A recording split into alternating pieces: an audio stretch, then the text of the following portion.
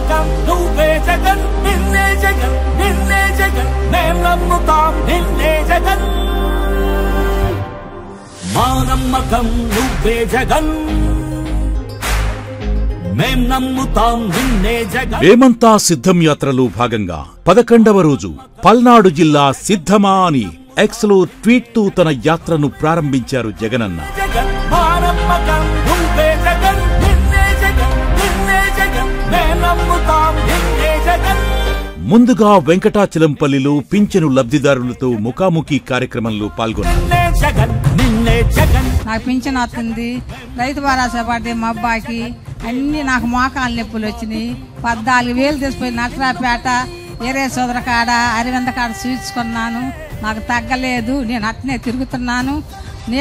నాకు జగన్మోహన్ రెడ్డి గారు ఇచ్చిన డబ్బులు 1,30,000 వచ్చినాయి. నాకు మొత్తం 1,30,000 చెందిని నాకు. నేను చూసుకుంటున్నా, తింటున్నా.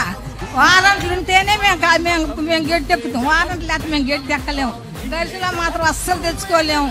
ఎంత దూరం పోవాలా, ఎంత దూరం నడవాలా, అడుగు పెట్టలేకపోతున్నాం. ఎంతగా సట్లు తెల్లారి లేకి మాలచ్చి మా తలుపు కొడుతుంది. నువ్వే మా తలుపు కొడుతున్నావు, నువ్వే మా తలుపు కొడుతున్నావు, నువ్వే మాకు ఇస్తున్నావు మా ఇంటికి వచ్చి.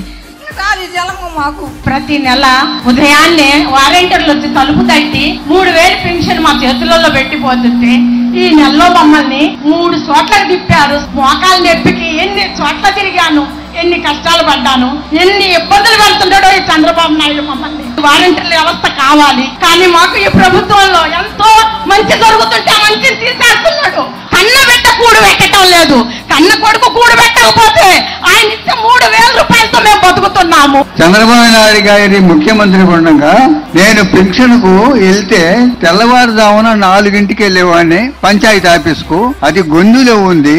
నాకన్నా ముందు 4 ఉండేవాళ్ళు. అక్కడ 10 కుర్చీలు ఉండేవి. ఒక కుర్చీలో నేను కూర్చున్న తర్వాత వచ్చే వాళ్ళకి కుర్చీలు ఉండవు. 8 గంటలకు వచ్చేవాళ్ళు. వ్యాపు కొంత పని చేయకపోతే 9 అయ్యేది. దాదాపు 100, 200 మంది, 300 మంది కూడా వచ్చి పుస్తకాలు పెట్టేవాళ్ళు. ఆ తర్వాత వచ్చే వాళ్ళకు మీరు రేపు రమ్మనేవాళ్ళు. అట్లా 7 రోజుల దాకా పింఛన్ ఇస్తుండేవాళ్ళు. ఈ బాధ ఎప్పుడు పోద్దా అని అనుకుంటుండేవాడిని. జగన్మోహన్ రెడ్డి గారి ప్రభుత్వం వచ్చింది. నేను టీవీ చూసుకుంటూ కూర్చుంటుండేవాడు. అప్పుడు వాలంటీర్లు టాటా రమ్మనేవాడు. నేను వచ్చిన తర్వాత ఏలిముద్ర వేసుకొని నాకు పెన్షన్ ఇచ్చిపోయేవాడు. అక్కడికి ఇక్కడికి తేడా చూస్తే ఎన్ని యోజనాల తేడా కనపడేది నాకు. దేవుడు దయతో మీ అందరి చల్లని దీవెనలతో మన ముఖ్యమంత్రిగా ప్రమాణ స్వీకారం చేసే మొట్టమొదటి సంతకం మనం పెట్టబోయేది మళ్ళీ వాలంటీర్ల వ్యవస్థ మళ్ళీ పునరుద్ధరించడమే అని చెప్పి కూడా ఈ సందర్భంగా చెప్తాను. ఈ కార్యక్రమం అనంతరం బోధనంపాడు మీదుగా కురిచేడుకు చేరుకున్నారు జగనన్న. తమ అభిమాన నాయకుడికి స్వాగతం పలికేందుకు ఎండను సైతం లెక్క చేయకుండా జగనన్నకు బ్రహ్మరథం పట్టారు పల్నాడు జిల్లాలోని కురిచేడు గ్రామ ప్రజలు. ఎక్కడ చూసినా ఎటు చూసినా క్రిక్కిరిసిన రోడ్లతో ప్రజలు జన నీరాజనాలు పలికారు. ప్రతి ఒక్కరిని పలకరిస్తూ చింతల చెరువు మీదుగా వినుకొండ అడ్డరోడ్డు వద్దకు చేరుకుని భోజన విరామం తీసుకున్నారు.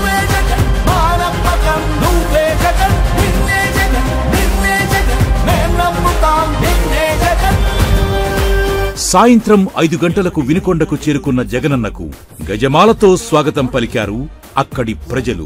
వినుకొండ రోడ్ షో నభూతో న భవిష్యత్తు మాదిరి జరిగింది. ఇసుక వేస్తే రాలనంత జనంతో వినుకొండలోని రోడ్లన్నీ జనమయం అయ్యాయి. ప్రజాభిమానం ఒక్కసారిగా పోటెత్తింది. ఏ రోడ్డు చూసినా, ఏ సందు చూసినా ఇసుకేస్తే రాలనంత జనం. వినుకొండ ప్రజల ప్రజాభిమానానికి జగన్ సైతం ముగ్ధులయ్యారు. చీకటి పడుతున్న వేళ ప్రజల అభిమానం సాక్షిగా కనమర్లపూడి, సావల్యాపురం మీదుగా గంటావారిపాలెంలో రాత్రి బస శిబిరానికి చేరుకున్నారు జగనన్న.